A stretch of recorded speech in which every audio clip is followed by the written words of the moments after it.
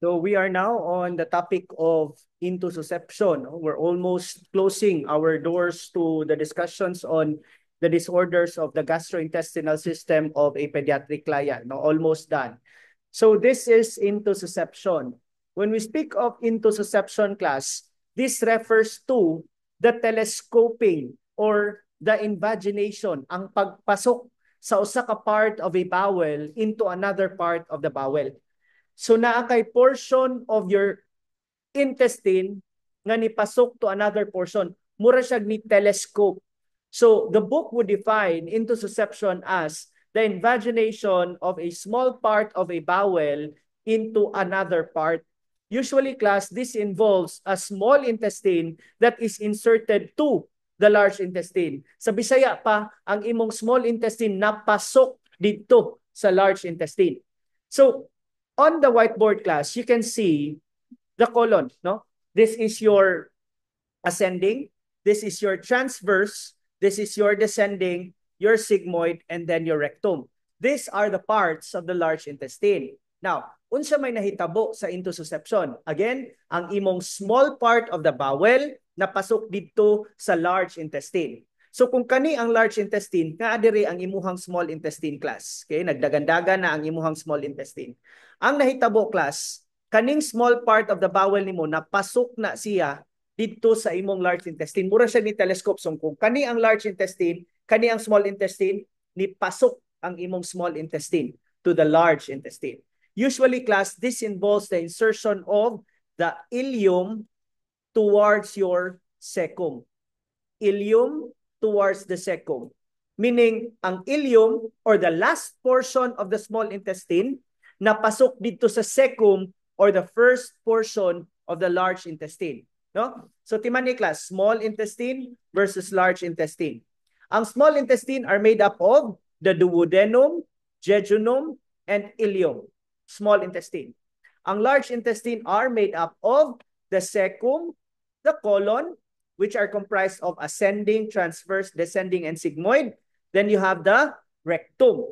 So, unsa may nahitabo? Again, the small part of the bowel or the small intestine napasok sa large intestine. Meaning, ang imong last part of the small intestine, ang ileum, ang katapusang bahin sa small intestine, napasok dito sa unang bahin sa large intestine or the cecum.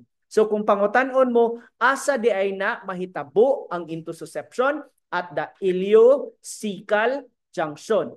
It's the ileum inserted to the cecum. Nganong naingon ana mana, sir? Nganong nahitabo mana? Ngano man ang napasok mana siya dinha? Well, class, the causes depends on the age. If the age of the child is less than 1 year old, okay? If the age of the child is less than 1 year old, the cause is unknown.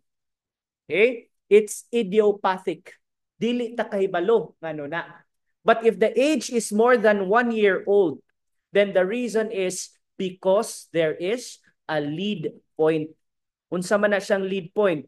A lead point, class, is the existence of a cyst, a tumor, or a polyp nga na-catch sa peristaltic wave. So meaning to say, kani imong peristalsis. This is your peristaltic wave. Kung naa kay tumor, pagdagan sa peristalsis, nadakpan niya ang polyp ni pasok. And that is why intussusception happens. Again, when the child is less than 1 year old, the cause is idiopathic or unknown.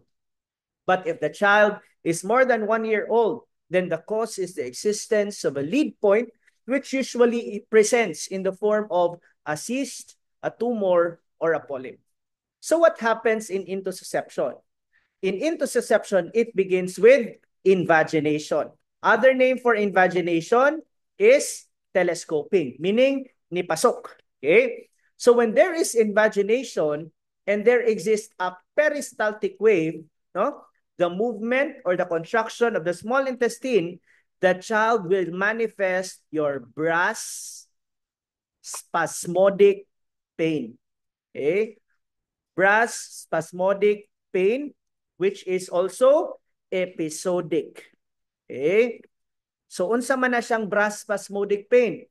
Sakit kaayo na siya class sa tiyan sa bata, nga ang bata ang iyahang knees, iyang ipilo, padulong sa iyahang tiyan. Mura kag nag-fetal position ba? Kung kamo magdisminorya mo, mutiko ko man mo, mauna siya. When the child experiences a brass spasmodic pain, you would see that the child will draw his knees towards his abdomen. And aside from that, it is also episodic, meaning to say tukar-tukar, meaning to say intermittent, mukalit og naa, mukalit og wala, mukalit og naa.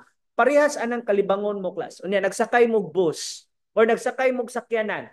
Di ba kung kalibangon na kayo ka at one point murag di na jud siya mapugngan. But after a certain second, no? A few seconds, ay salamat nawagtang na. Unya, ala nibalik na sad, no? Ingon ana, because that is how peristalsis go.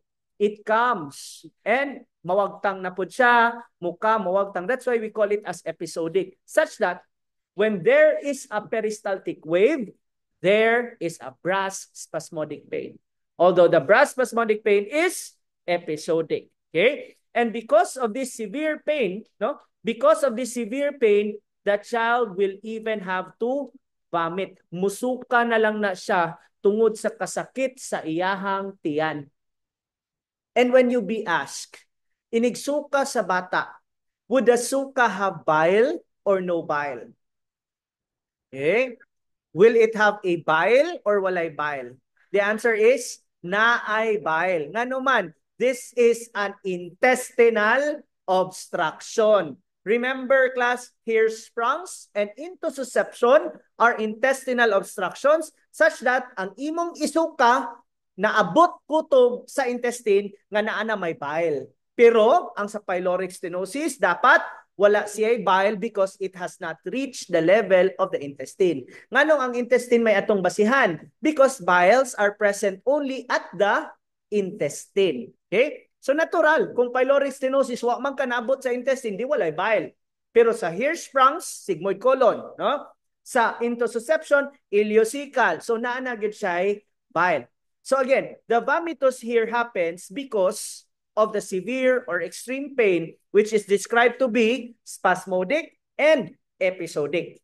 Okay? But the moment, class, that the peristaltic wave is lost, di ba? Tukar-tukar man.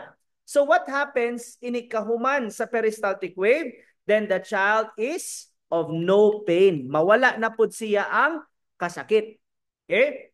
So, as you would see, tungod sa invagination, there becomes an episode of naay sakit, unya naay walay sakit. Nya naay sakit, muwalay sakit, naay sakit, muwalay sakit. This happens, class, in cycles every 15 minutes.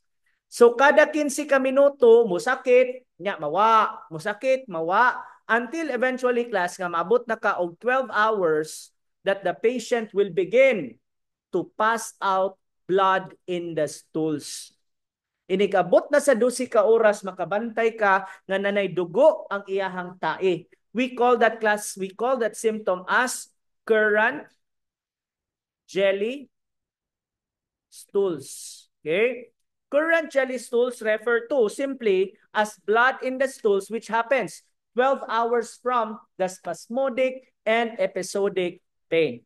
Okay? Now, when you have intussusception, the question would be, how would it be managed? Remember, class, that intussusception is an emergency situation. Delikado na siya. Ngano man, ang ato manggungustong likayan, class, is basin magka-necrosis na ang imuhang tinae. Nakink manggod na ang imong tinae. Napilo manggod ng imong tinae. Napasok manggod ng imong tinae. So, posible, class, nga sa iyang pagkapasok, dili makaagi ang dugo dito sa tissues. And when there is no blood on the tissues, we call that case as necrosis. So how would we determine whether or not ang bata naabay necrosis? Naanay necrosis, class, as manifested by, number 1, elevated ang imuhang temperature. Okay? Number 2, there will be peritoneal irritation. Okay? Peritoneal irritation means that the abdomen becomes board-like. The abdomen becomes rigid, mugahi ang imong tiyan. These are indicators of peritoneal irritation.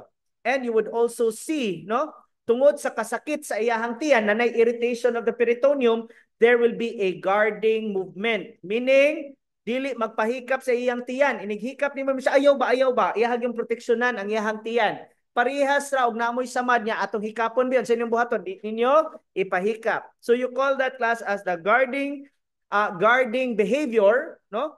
Guarding protective behavior, and of course on the CBC makita nimo nga motaas ang iyahang WBCs. So this class are simply indicators nga naa kay necrosis, which dapat nato likayan. Kung nanaganitay brass spasmodic pain every 15 minutes, musakit, mawala, dadto na sa hospital. Dili na ta mo paabot og 12 ka oras, kay nig 12 ka oras, magdugo na siya, pasabot na di ay necrosis. Okay? So, your intussusception is an emergency situation. So, what do we do? Okay? Since this is an emergency situation, we can do as simple as enema. Okay? We can do our barium enema. Okay? Parehas rin hapon sa atong buhaton sa intussusception. And what is the purpose of doing enema? Barium enema. The purpose is to apply pressure to resolve the invagination. Meaning to say, class, di ba? Kani small intestine. Okay? Kani large intestine. Unsay nahitabo, ang small intestine ni pasok sa large intestine. So unsay atong buhaton? Arita sa lubot. Ngari sa lubot, imo nang pasiritan ang lubot o kusog kaayo, tubig or barium para inigsirit ana pasaka, mo resolve rapod ang imuhang invagination. Again, this is the large intestine, this is the small intestine na pasok. So inigpasirit nimo diri sa lubot, usaka rapod siya. So the purpose of doing your barium enema is to apply pressure to naturally resolve the invagination. Okay? Now, if ever kani imong gigamit, you will have to monitor your patient for at least 24 hours. Nga naman, pwede manggod class, nga inig-enema nimo, yes, salamat, naayo, no? Pero, mubalik ra di ay to siya. So, mao na, within 24 hours, atong bantayan for possible signs of recurrence of the intussusception. Kay kung mubalik gani na siya class, dili pasabot nga magbarium enema na pud ka. Dili na. Kung ni-resolve na to siya, unya nibalik siya, inigbalik niya, we will have to do surgery. Okay? Our remedy here now would have to be surgery, and we call the surgery as reduction surgery. Tangtangon to siya ang small bowel nga napasok. No? We will reduce the length of the small intestine. Okay? So, at first, imo sang inima para mo resolve. Bantayan nimo 24 hours. Kung di siya mo balik sa 24 hours, then good. You're free to go. But in less than 24 hours, nibalik siya. Unsay imong buhaton? Reduction, surgery. But of course, remember there are two classifications of causes of intussusception. Less than 1 year, idiopathic. More than 1 year, there's a lead point.